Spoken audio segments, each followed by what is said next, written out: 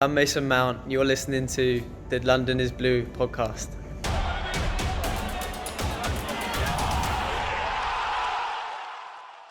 All right, we're back, Chelsea fans, with more preseason madness coming at you.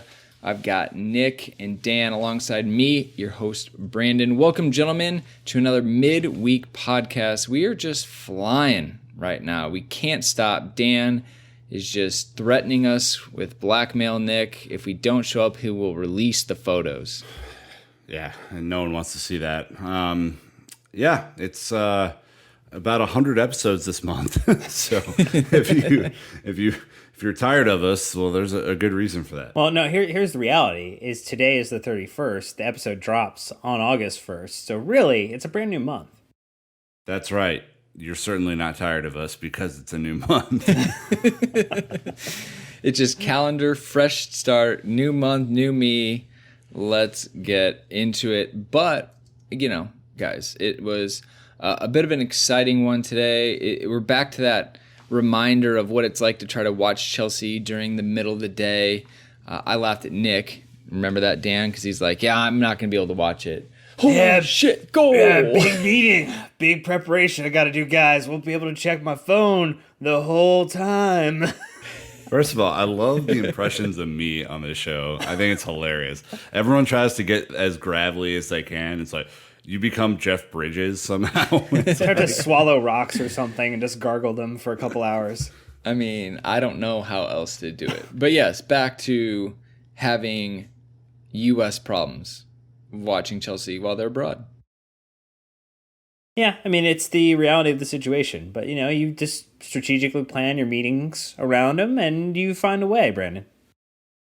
Nick did. That is for sure. Hopefully you, our listeners, were able to do it. But let's just go ahead and streamline this one. Let's get us right into it. So first, Dan, we have more 5-star reviews. The fact that we have these every episode and they're coming so fast just blows my mind. Yeah, it's almost hard to keep up, but that's okay. Leave more 5-star reviews on iTunes, on the Apple Podcasts store. Give us some love, some adoration, and we'll give you some shout-outs like we're about to do for Zenant16, who's a post-Pulisic Chelsea fan, was following him at Dortmund, U.S. men's team supporter, but now he's going to be a Chelsea fan. He's plugged in. He's enjoying the content. He's predicting a 2-1 victory over Manchester United to start the season. Loving the positivity there. E. Lunsford also giving 5 stars. Been a fan for 14 years. Loves that we're attracting some new fans to Chelsea and then to the podcast.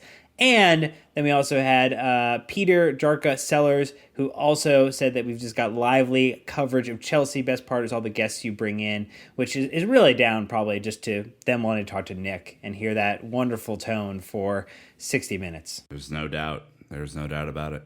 The best part of your podcast is when other people are on it. Love it. Hey, can we have less of you? You guys, you three? Can we get more of other people? Noted in the strategy deck. Fantastic. And a huge shout out to Brad, our latest Patreon. I already sent you the link to join us on Discord. Come check it out. There's a ton of freaking out in the Discord server when Pedro hit that goal, but we'll get into it a little bit later. Nick, your turn to, you're the gift that keeps on giving at this point. There's no doubt about it. So a couple of partnership things just for your preseason merch buying power.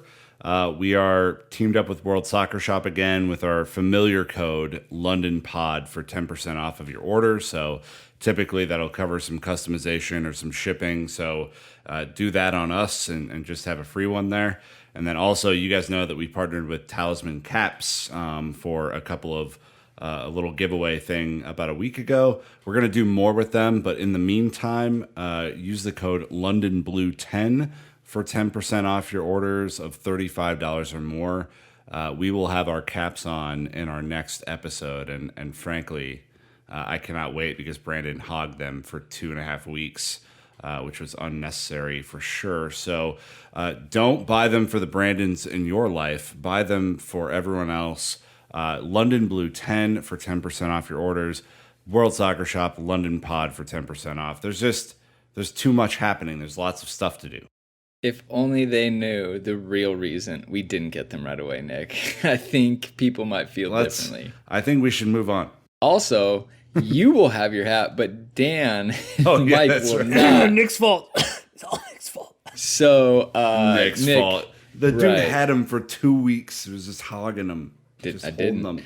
All right. caressing Well, them. hey, heads up for this episode. We'll be talking about Pulisic's amazing day out. We'll talk about Ross the Boss Barkley being on one, I believe is what the cool kids say. Cool. And then we'll talk about what's wrong with the defense. We are shipping goals like Arsenal right now, and that doesn't work. We can't be doing that. So let's go ahead and jump into it. So right away, it was Red Bull Salzburg, not the one from Germany, this one from Salzburg. Austria. And it was obviously a preseason friendly this past Wednesday, July 31st. Scoreline, Chelsea 5. Concerningly, Red Bull Salzburg 3. So as we look to dive into this, Dan, run us through the lineups, and then we can get into some of the stats real quick. Yeah, sure. Kepa gets back between the sticks. We had a center back pairing of David Luiz and Kurt Zuma, Azpilicueta and Emerson on the left and right. We had a midfield 2 in front of them of Jorginho and Kovacic in front of them, attacking 3 of Barkley, Pulisic, and Pedro, and then ahead of them we had Tammy Abraham. We did see plenty of substitutions, though. Zappacosta came in. That was quite a wondrous sight to not see. Christensen came in as well. Alonso, Mason Mount, Mishi, Kennedy, and Tomori. And really, there was no substitution until the 74th, 75th minute there, Nick. So it seems like Frank starting to settle a little bit on some lineup there and really use this as a true fitness test. Yeah, I mean, it's, I think that there have been pretty strong rumors that this would happen, that, when you start to wind down to the final 2 weeks of preseason, that you have to really start to get guys match fit, and that means playing more than a half of football. So, it's good to see this all kind of shake out, and notable that, N'Golo Kante is still getting healthy, so, there was no involvement there. I think the other one thing that came out is that we did not see Bakayoko or Drinkwater travel with the squad, nor did they make the squad for the match, which would have been a very improbable thing to do when you don't actually get on the team playing. Huh. I mean, look, only a couple weeks left till the season starts. So it's down to crunch time for Frank to make his decision. So I'm totally makes sense to me. We'll react to the lineup a little bit more actually towards the tail end of the episode, since with George Benson in our last pod, we actually predicted starting 11s for Man United. If you missed it, go back. It was a fantastic time. But we're going to rewind and see if we would stick with those lineups or twist, especially based on how we have more data. So top line stats, Chelsea 55% possession. Red Bull Salzburg with 22 shots, 10 on target. Chelsea had 10 shots, 8 on target, 5 went in. That's a hell of a day out for Chelsea in the attack. And then from there, nothing to note besides that. So overall, probably a good competitive day for him. I do just want to point out, with our American connection, Jesse March, head coach of Red Bull Salzburg, always fun to just see an American coach abroad. And it's very rare to see American players abroad, let alone American coach. I mean, obviously Nick Bob Bradley is probably the most popular one. If you blinked, you missed him at Swansea. Other than that, he was Egyptian national team, and then he did some good stuff up in the Nordic region as well. He did, yeah, and it's always interesting because there's this predominant the narrative out there that is predominantly anti-American. They can't coach, they can't play. And it was cool to see a coach on the opposite sideline. It was really cool to see an American kind of star for Chelsea. And it certainly gives me hope for the future of American football. Absolutely. This is great. It's great to see. So, all right, well, let's jump into some of the reactions here right away. I mean, guys, Christian Pulisic, what a night for the American Wonder Kid, Wonder Man at this point. Bleacher Football, BR Football tweeting, 20th minute, Pulisic scores his first Chelsea goal. 22nd minute, draws a penalty for Chelsea, and 28th minute, scores his second Chelsea goal. Christian Pulisic, emoji, flex emoji. So, Dan, Frank Lampard couldn't even be bothered to talk about him because it was such a disappointment for him. Oh, no. He gave paragraphs. He gave paragraphs of content, not just a sentence. He went on. He said Pulisic showed his quality. I love the nature of his goals where he has an intention to run behind the line, which he did really, really well, and not come short, added Lampard, and the finishing was good. It is what he's going to have to do because he's going to play in the Premier League and the Champions League. This is the top end. A winger has to have the desire not just to be tidy, but to be getting behind people. And then with his quality, he can really be a big player for us. He is a big signing with big potential, but the big question is he has to adapt to a different league. But I've already seen a good attitude and a willingness to listen to information. He is 20 years of age, so we have to remember he is young. I am happy to work with him. I want to improve him. Oh, it's the tingles, Nick. It is the tingles to hear Frank Lampard talk about Christian Pulisic in this preseason game and the performance he had. Yeah, like the thing you don't have to worry about with Frank Lampard is that he's always going to say the right thing. And in this instance, after the performance that Christian Pulisic put in, you are more inclined to believe it, than just hear some lip service. And I think there is a huge potential for Pulisic, if he plays like he did today, to really be big for us. I mean, here the difference between Pulisic, Willian, even Callum Hudson-Odoi at times last year, is that Pulisic is willing to not only ride the shoulder of the last defender, but then make the quick twitch move, Brandon, to get in behind when the ball is played perfectly. And boy, did he have a couple of passes to get on the end of today. He sure did. It was dynamic today too. Like I said, you got to see a few different takes from Christian, which I think is really important, right? He's not going to be a one-trick pony. He's going to be versatile. He's going to be able to pick his head up, find a cross. He's going to be able to make runs in behind defenders. I think that's the best thing. When you see him constantly splitting center backs across their back shoulders so they didn't even see it coming, just his awareness to find space, it was great. But you also have to, give huge credit. I mean, how many times do you see runs like that made in a match, but they're not found, right? They're not picked up. So credit to Pedro, credit to Barkley, for having their head up and able to deliver such a great ball. And, I was retweeting the goals and adding some commentary today. I was so impressed with, his first goal, right? He cut it back, let the defenders run past him. He got a space, shot through the legs and in. Then the second time, he continued his momentum, cut across the defender, made the defender essentially decide, do I slow down and let him go, or do I foul him, potential red card, penalty situation, whatever it is.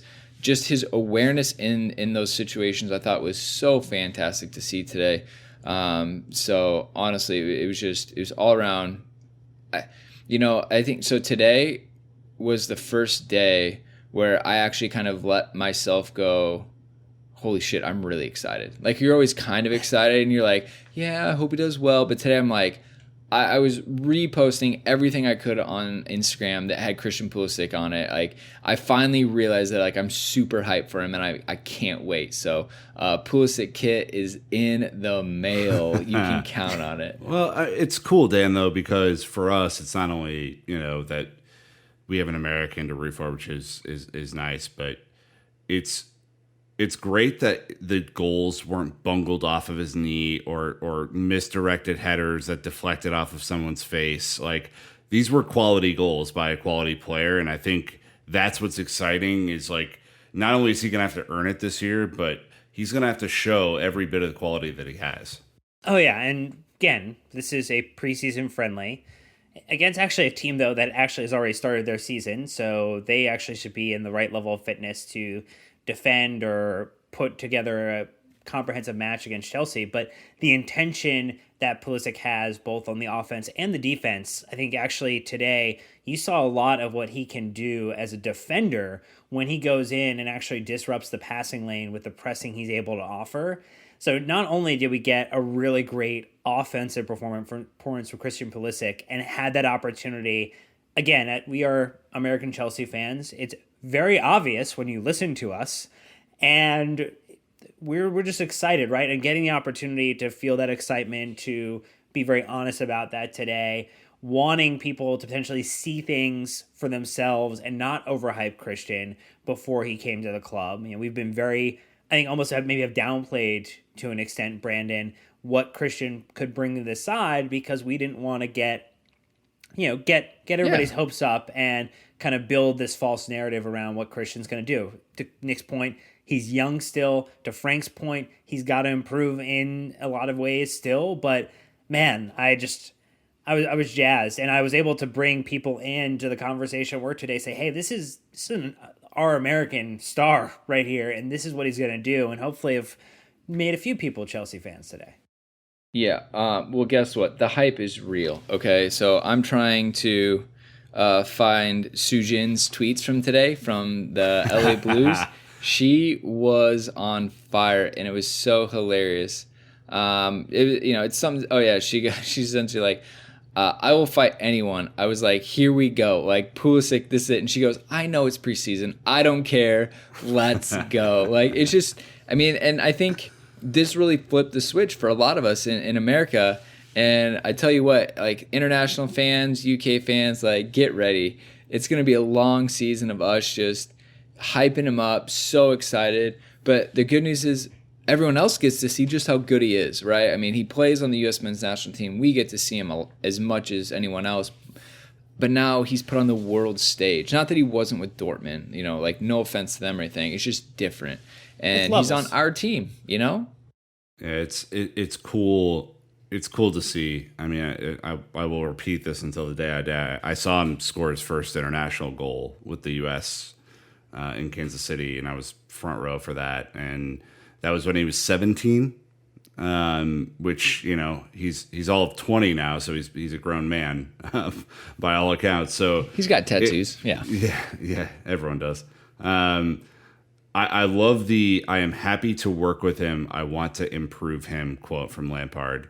The thing that Christian, I think, is really going to find incredible about Chelsea is that the standard, no matter if we have a transfer ban, no matter if things are not going our way, you can ask a lot of people who didn't make it at Chelsea. The standard doesn't drop. The standard is trophies. The standard is winning. And if you're Christian and you are excited about improving as a player, Frank Lampard, Jody Morris, Joe Edwards, that's a pretty nice crew to have around you to look at your development, figure out where you really need to hone in, what is a multi-year project and what is a now project, and just have those guys really, really work with him, I think is going to be incredible. And then we get a benefit as national team fans because he's going to come back a rock star and be at a different level. So just keep working, Christian. Just please keep working. I think it's a safe bet. I don't think we have any concerns that he's not putting in the work. Dan, I guess just from your kind of perspective to wrap on it a little bit, I got the chills watching him jump up and celebrate with Aspi and Pedro, and just also seeing how much his teammates, a couple of veterans, right, have embraced him. And that's a really important thing. When Christian came to Chelsea, he talked about how important it was to come to a country where he spoke the language and could be able to communicate with everyone. He's only been there, a little over 2 weeks essentially, to see the pure joy and passion from Captain Aspi and the man who's won it all, Pedro. To me, like that gave me the chills. Like it was really special. I'm sure that is huge for Christian and him settling into this team. Well, it's not even that, right? You also saw Tammy Abraham putting Christian Pulisic in his Instagram story when they were watching the Fortnite World Championship together, maybe thinking, man, maybe it's time for a career move. They're making $3.5 million for winning the tournament. A weekend. Yeah, jeez. No, I mean it's clear that the culture of the club, the way that again, we are not inside, right? We are looking at the outside, at least what's being projected from players, which is a little bit more unfiltered, and from the club itself with the more polished and productive media. All of it is very telling the same story, though, that this is a place where players want to be right now. This is why Mason Mount signed an extension. This is why we saw Ruben sign an extension. This is why Callum Hudson-Odoi looks likely to sign his extension. These are all things that happen because the culture top to bottom has improved from where it was multiple months ago. And it's improved among the fan base too. So it's just a really good time. It's a really good time to be a Chelsea player. It's a really good time to be a Chelsea supporter. And man, if I were another club and I saw all this positivity and excitement coming out, I would think we're crazy, right? Because the transfer ban, couldn't sign any players, lost Eden Hazard. But you know what? Like, crazy Chelsea sometimes goes and does crazy things like a double. And who knows? Maybe. Why not? Crazy Uncle Chelsea. Just always doing weird stuff, but somehow comes out on top, you know? Honestly, like, that's such a good point, too. Of, like, Chelsea has every reason to be down on ourselves, to, hate the upcoming season. I can't remember a time where people have been more excited than this season. So I'm ecstatic. People are happily counting down the beginning of the Premier League season, and I was the biggest naysayer, doomsday clock holder a couple months ago, and it's absolutely flipped the script. Like, the club, still am. I hear you, but the club, I think, have handled it so well, and if we're being honest, probably better than what we ever would have expected. So well done to them. Obviously a lot more to go, so let's continue on that. We're going to take a real quick ad break. Again, appreciate these sponsors for supporting the show, and we hope that you take a quick moment to listen to them. When we get back, we're going to be talking about Ross the Boss, as well as, drumroll please, just kidding, why do we lose so many goals? What the defense? So anyways, quick message, and we'll be right back. All right, here we go. Ross the Boss, even quoted on social media, Nick, as the MVP of preseason. I don't want to sound too American with that statement. It wasn't me who said it. But talk about a guy who's just excelling and really almost like a new lease on life right now. And so let's kind of dig into them. I'll keep it really wide and open. You can react to his performance. And I guess just what are your expectations for him going into this season after this kind of run of form? I mean, I think the first thing is you tip your hat to a guy who is clearly, as Dan wrote in the script, on one. I mean, it is a night and day Ross Barkley from Antonio Conte's last season to Sarri's first season and subsequently last season, to first and only season. Yeah, to what you see right now. I mean, it makes me understand that there are such things as confidence players, and with the empowerment of Frank Lampard behind him, and I think Ross's commitment, which has been doubted at times, and I think fairly so, with his renewed commitment, he just looks like a whole different dude. I wrote in my one tweet recap of the match that, I think he's locked down the number 10 right now. And I know the Mason Mount, heads out there are probably mad that I'm saying that, but I think when you look at all the intangibles, I don't think he's as good of a passer as Mason Mount. He might not even be as big of a natural goal scorer as Mason Mount is, but he's just doing it right now. I don't know if there's any scientific way to put it, Dan. Like, he just is doing the right things at the right time, and for a guy who's still relatively young, it's very, very promising to me, and that's why I put him in my lineup for United. Yeah, and let's talk about him being on one and some of those specific things he's doing well. Holy fuck, what were those assists? What the hell? Yeah, the man. assist to put the Pulisic ball. The Pulisic ball was incredible. That was like Nuts. Fabregas-esque. And then the one that he delivered to Pedro, like that goal and the assist needs to live in a gallery somewhere and just play on loop, because it is the definition of the word perfection. It is absolutely, it's obscenely beautiful. And people are making jokes about, like, was it uploaded to certain adult websites? There are people joking about, like, someone was coming at me. I was like, I tweeted back at them that I'm going to have to talk to HR later today if we're looking at inappropriate content. But yeah, he was dialed in this game. And, we talked after the last match against Reading about how he unfortunately was cast with maybe some of the lesser performers like Daniel Drinkwater, like Bakayoko, didn't even get minutes in this game.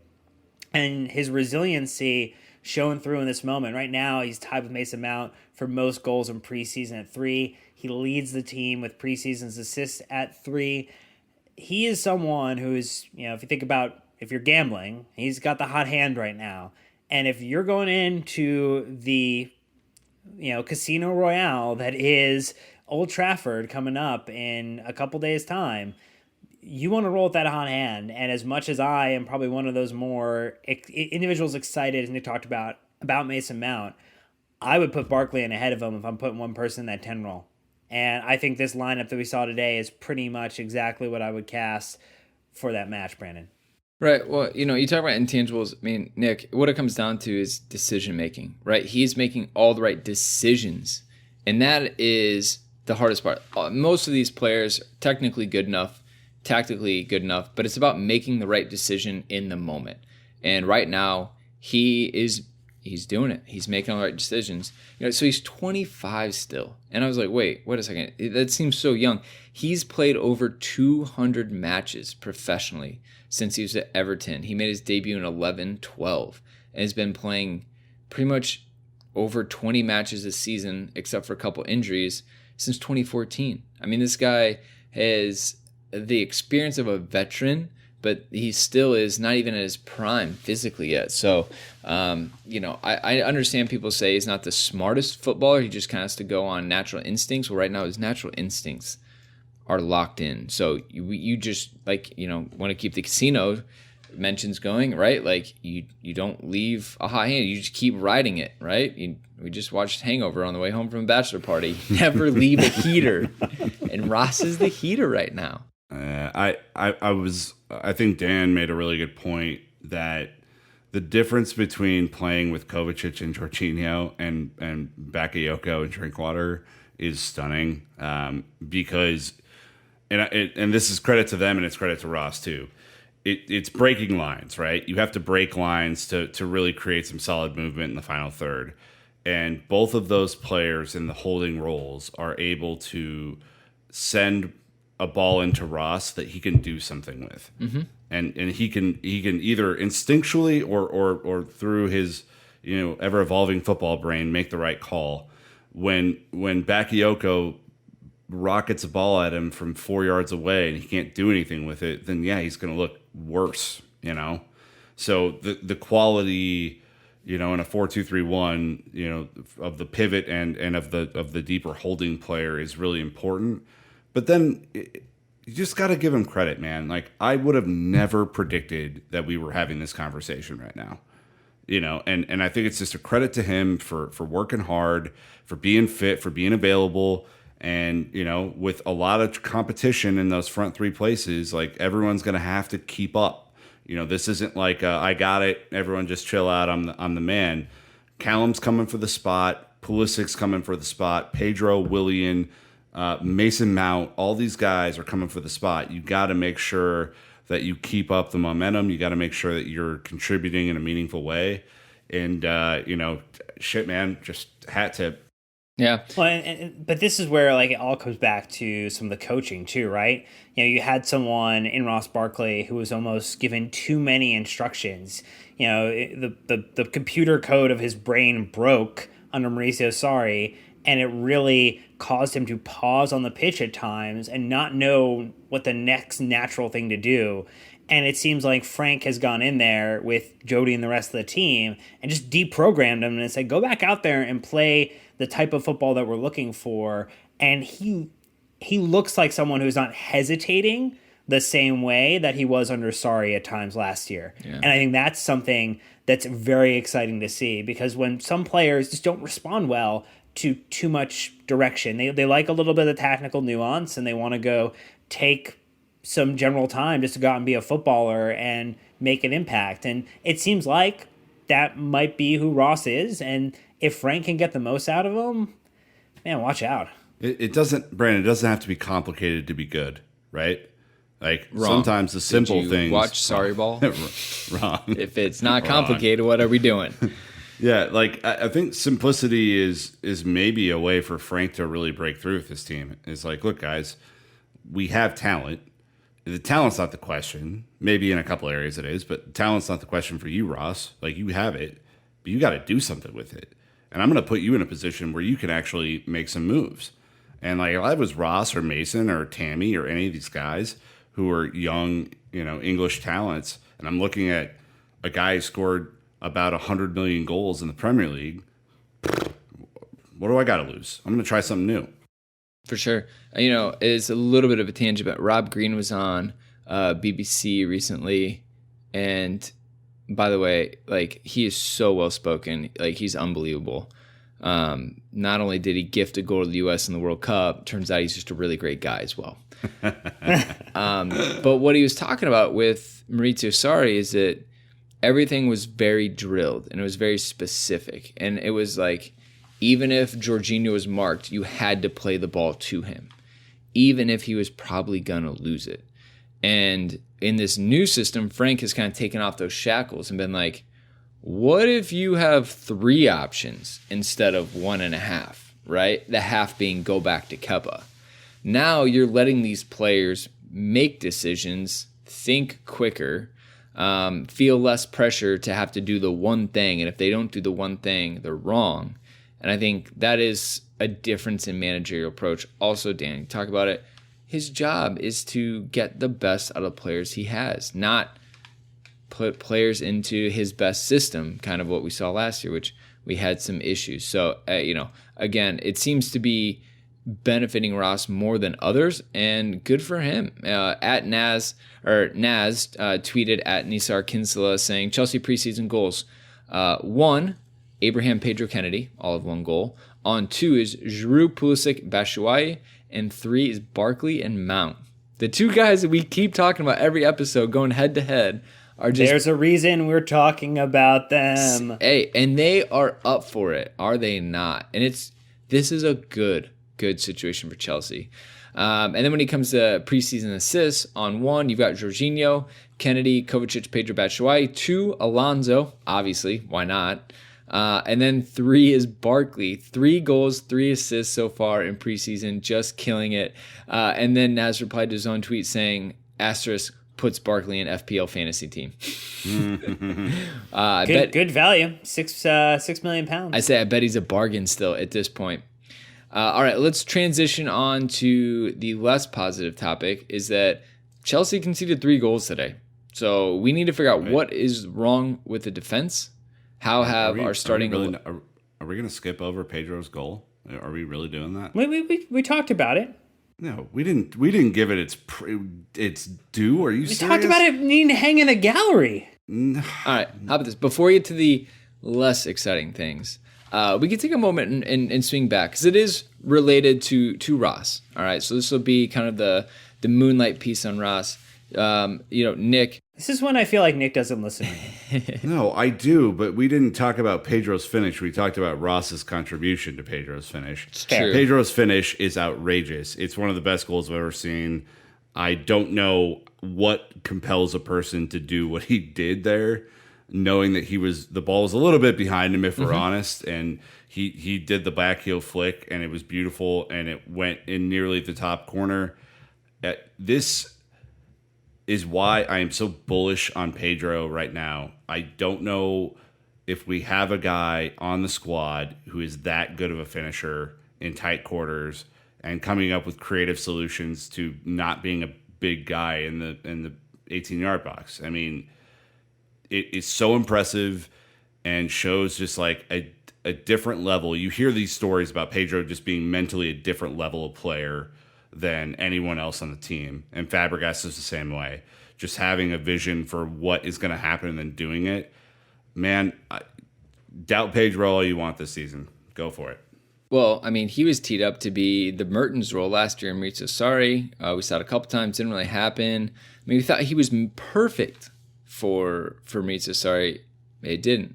But I think the consistent thing for Pedro is that we're still talking about him every single season. He definitely had one season that under Conte was not great.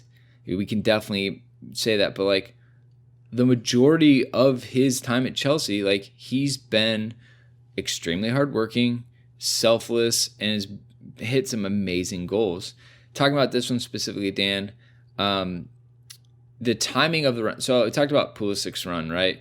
Pedro's run is a mirror image of that, running across the back shoulder of defender so they have no idea where you're going or where you are.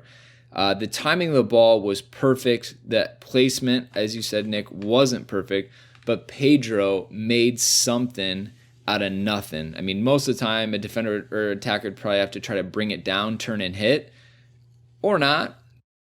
Yeah, why do that? That's just too much work. Let's see if we can just take what we've been given and produce something magical. Pedro only scores, it seems like, highlight reel goals for Chelsea. I mean, he's got 41 combined goals over 183 total appearances for the club, 13 in all, 52 appearances last season.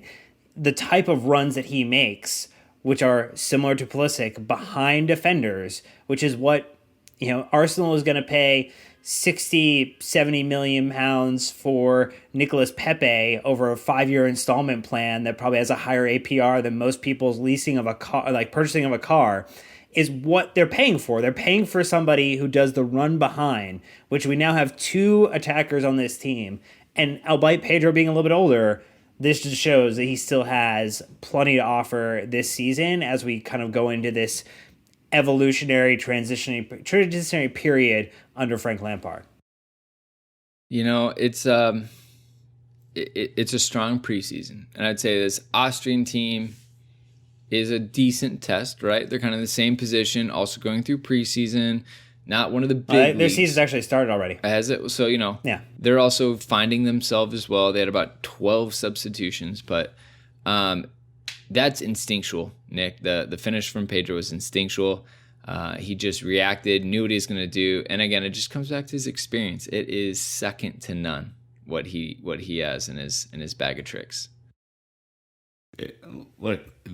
We don't have a better finisher on this team than Pedro. We don't. You can say that Mount could be. You can say that Pulisic could be. None of our strikers are concerning. Ross isn't. I mean, honestly, like it's really, when you look at the grand scheme of things, not that close, which is scary. But I mean, look, man, I'm so pumped for him. I'm really, he seems like he's having fun right now, and it's easy to have fun in the preseason when nothing matters. It's the whose line is it anyway? Everything's made up and the points don't matter thing. But boy, if he is at this level for even 60 or 70% of our Premier League games, yeah, could be a 15-goal season for him in the league. Gonna need that. That is for sure. Which is a great segue into the less exciting topic that we previewed 6 minutes ago, is that Chelsea it's the long build. That's what it is. It's true. We're teasing. Chelsea conceded 3 goals today. Not great. We've conceded quite a few. Conceded off a corner kick again. Conceded a penalty. And then you lose some late in the match as well, right? So then you kind of have to deal with that part of it all. So let's go back to Naz. He tweeted, "It would be a bit reductive to blame set pieces, though, for poor defending today. Chelsea conceded 22 shots to Salzburg, 10 on target." That's a busy day for a goalkeeper. Dan, we've talked about, well, I don't know how much we have, but I think people are less confident in the center back pairing than maybe we thought we would be at this point. I think a lot of people are hot on Zuma. I think a lot of people were, obviously trust in Luiz. We knew Rudiger was going to be out at the beginning of the season, but just kind of, react to the amount of goals we've kind of given up through this entire preseason. Yeah, I think there's one thing that makes me happy, and then two things that I have questions about. One that makes me happy is that Kepa made some awesome reaction saves today. We could have shipped a couple more goals, but he stood up in some pretty good ways. Obviously, the penalty, it was unfortunate that he couldn't kind of make the right call there, but he did have some good quick reaction shots and managed to put the box together pretty well. The more concerning things, I think, one, N'Golo Kante is still not back. I think the moment you plug N'Golo Kante in next to either Jorginho or Kovacic, this defense immediately gets 1,000 times better. He is the world-class player on our side at the moment. It used to be Eden Hazard and N'Golo Kante, and then you'd look for who the third world-class player is on Chelsea, and you kind of have to figure out, how do I justify who that third one is? N'Golo Kante is our world-class player, and when he is not in front of that defense, bad things are going to happen. And we have not broken the cycle of understanding that when N'Golo Kante isn't there, that you have to maybe be a little bit more attentive, be a little bit more engaged, be a little bit more plugged in. The other concerning piece is the set pieces. It's been a constant theme throughout the entirety of the preseason. It was a constant theme all of last season, and it was also a constant theme, Nick, under Frank Lampard's Derby County. So I think there are some things to be excited about, like our goalkeeper, but I think with N'Golo Kante not being back and set piece defending still being very questionable, those are things that have to get shored up pretty quickly. Yeah, I mean the problem, N'Golo is fine in open play, but he's not a set piece defender. He's all of five or six. I mean, it's up to the Zumas of the world and the David Luizes of the world and any other player with height like Tammy to do the role of defending the box, of not letting really easy passes go by you. I mean, there's a kind of school of thought out there, and I think Pat Nevin brought this up on our show when he was on, that set piece defending is a lot of will and not a lot of skill. It's not getting beaten by your man as he heads in to crash on the ball. It's staying attentive to who's in front of you and who's behind you. Some of this stuff isn't hard, but it does take focus, and it's really just bodying up your guy. We saw that the zonal marking thing last year, Brandon, didn't work. The Premier League is too fast, too powerful, and a lot of guys have jumping ability. So zonal marking is going to be tough here. But what scares me is that we're manning up and we're still not getting it done. Yeah, no, I mean, that's an even, like you said, a bigger concern. We talked about Zuma being in. That'd be a huge aerial, defensive stalwart. I mean, I'm not blaming him, but I'm just saying it's not, the things that we thought on paper aren't happening. I can only imagine how frustrating this makes Frank. Something that you'd assume is more or less a preventable thing is continuously being a weak point in the team. So, I don't know, maybe he looks at it and says, hey, we can fix this. All right, we got this. But, as fans, you have to sit here and go, hey, I see a pattern. This thing keeps happening. We don't like it. And, it's just up to them and the team to figure it out. If you want to give a little bit of leeway, right, I think you can say that there's been a lot of different people back there. There's been different goalkeepers. And so kind of with that being said, if you want to, again, you can kind of lean on that as a thing. But it's definitely going to be an area that we're going to watch and be concerned because, I mean, you have to have a tight defensive group that can post shutouts and give the team a chance to win. I don't think we'll be scoring 5 every single match, but it's good to see that we're scoring multiple every match. So I think with that, we should go ahead and review our starting lineups from that extra pod we did with George Benson, and we can talk about who we think is going to start. And we'll kind of keep this as a running segment until we get there and see how it goes. So refresher, I'll lead it off. I have Kepa in goal, and then I have Aspie, Zuma, Luiz, Emerson as my back four. My holding two are Kante and Jorginho. I'm gambling on Kante. And then I've got Pulisic on the left, Barkley in the number 10, Pedro on the right, and Giroud up top. Giroud didn't play today, but I'm sticking with him. So I'm going to keep my lineup 100% the same. Dan, what was your lineup? So I had Kepa, Azpilicueta, Luis, Zuma, Emerson, Conte, Jorginho. So we were in lockstep there, Brandon, along with Pulisic and Pedro were in both of our lineups. The only difference was Mount and Mishi. I think I will acquiesce to the fact that Barkley is the number 10 heading into the start of the season. And I think just given the fact that Tammy had some decent hold-up play, obviously wanted to score a goal, I think there's a lot of trust that Frank is putting in him. And when you look at where the rest of the youth is in that lineup, there's not a ton in it, right? So it seems like if he's going to trust one youth player heading into Old Trafford, it might be Tammy Abraham. And that would be pretty exciting to see if he could make something happen. Well, I have much much less faith in the youth than I guess, but I think today was a really good run out for Tammy. I think it was a competitive match. You know, the Salzburg team are in their season form now, so he's facing defenders who are well drilled at this point. I didn't see a lot, if I'm honest. You know, I think he was late getting into the box. I think he needs to work on the touch and go kind of movement because he is quick. It seems like it takes a little while to get the engine revved up.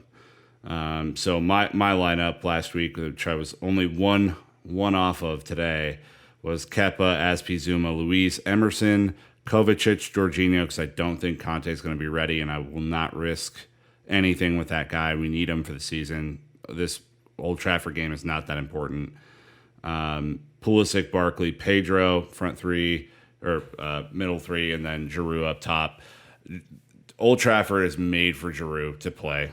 We need the hold-up play. We need him to be able to pass in behind to Pulisic and Pedro, who are going to make darting runs. I feel really confident as of today that like Giroud doesn't have that much to prove against Salzburg. He doesn't. Tammy still does. You know, Mishi still does.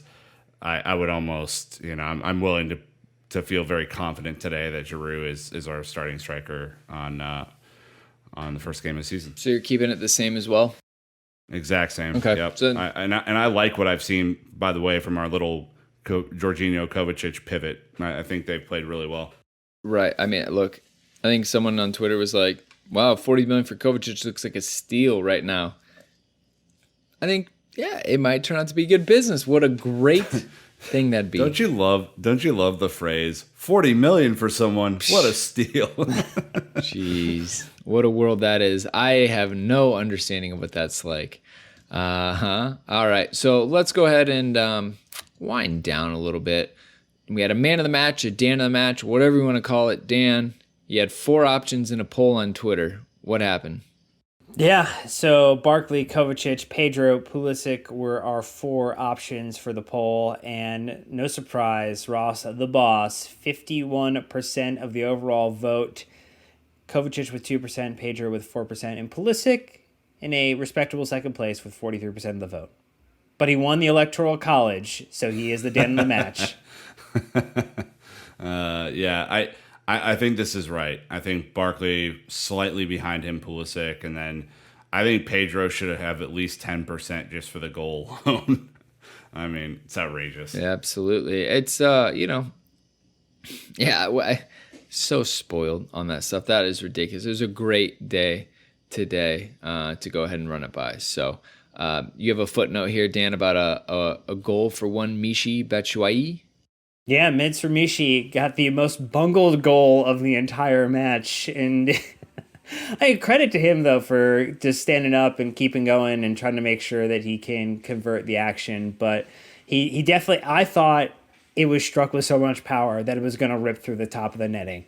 He definitely struck that thing really, really hard. And thankfully was the beneficiary of some poor goalkeeping at the near the end of the match. The replay, looking at his form, you can't hit a ball better than that. I mean, it was just pure. And to be fair, like I think that is a little bit of what Tammy's missing, where I think Tammy has some characteristics that Mishi doesn't. You don't worry as much about Mishi when he's in the box finding something as a gift and finishing it. You worry about Mishi when he has too much time to think about something. and not finishing it. If he's in a poacher's mode, he's he's the best poacher on the team by a country mile. And, that's the exciting part about Mishi. Even if he's on for 20 minutes and something just falls in his lap, you're like, oh, okay, cool. Bam. I'm on. And Tammy doesn't show me that. And I'm not even that down on him. I just think he has to gel with the team a little bit more. Yeah, to be fair though, Dan, I think the most bundled goal goes to Salzburg on their third. That's valid. Yeah, that was bad too. There's too much positivity. Like shipping a goal at like the very end of a preseason friendly that we've now substituted out the vast majority of the side, and Zappacosta gives up a penalty, and like all this other garbage. Like, I just want to stick into the fact Barkley was amazing. Like, stock is absolutely on the rise. Like, Mad Money Kramer, like, buy, slam button going on. You have Pulisic just basically Captain Americaing it the entire time that he's on the pitch. And, like, those are and Pedro just scores an absolute wonder goal. Like, I'm not bothered about, some crazy end of the match goal that gets bungled. Those fans got their money today. Yeah. They got their money's worth. And that's really great. I mean, that's what these little preseason friendlies are for. Like, you do it for a training exercise, but the fact that they were also entertained and not in a 0-0 situation at half had to be enlightening. Yeah, absolutely. All right, well, you know what? That is going to wrap us up. Listeners, thank you for hanging out with us again. And don't worry, it's a new month, so you can't be sick of us anymore. 900 episodes into this season, and it's only been 1 month. But thank you for making this one of the most successful months in London is Blue history. It's true. Yes. We don't like to talk numbers a whole lot, but we'll just say that this was our best ever month on record this July. And we are excited. So many new people have found us. We're excited for all the Pulisic fans who have joined us. We're excited for everybody who's returning to Chelsea this season, maybe after being bored off a little bit the tail end of last season. So, man, jump in. It's going to be a great one. Yeah, and like Dan put this out on Friendship Day or whatever the other day.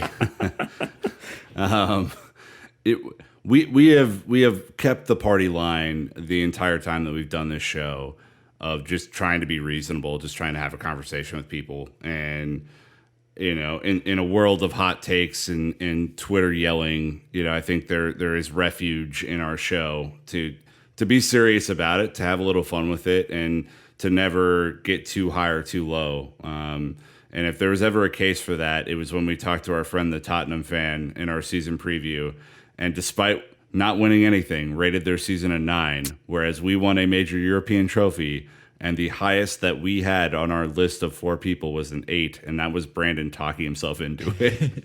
So it's a rounding error. Yeah, it was, so we just hope to be reasonable. We hope to, keep people engaged in the right way and not be bored off by all the lunatics just yelling into the void. So if you have a friend out there who's like, hey, I don't want to be bored off by the lunatics yelling into the void, hang out with us. Absolutely. And like I said, this isn't about us talking to you. It is very much about us just having open dialogue. So huge shout out to Dan for taking on Twitter, Mike on Instagram, myself and Nick on email and Facebook and Patreon, everything it is in Discord. It's all just more ways for us to communicate with other fans out there. So again, we're here to create as many Chelsea fans and retain as many as we can. And we just want one huge, amazing community to be a part of. And we couldn't do it without all of you listening. So we're a little sentimental tonight, but we promise we'll lock it up next time. So that'll wrap it up this time, Chelsea fans. Again, thank you so much for listening. We really do appreciate it. Until next time, Chelsea fans, you know what to do. Keep the blue flag flying high.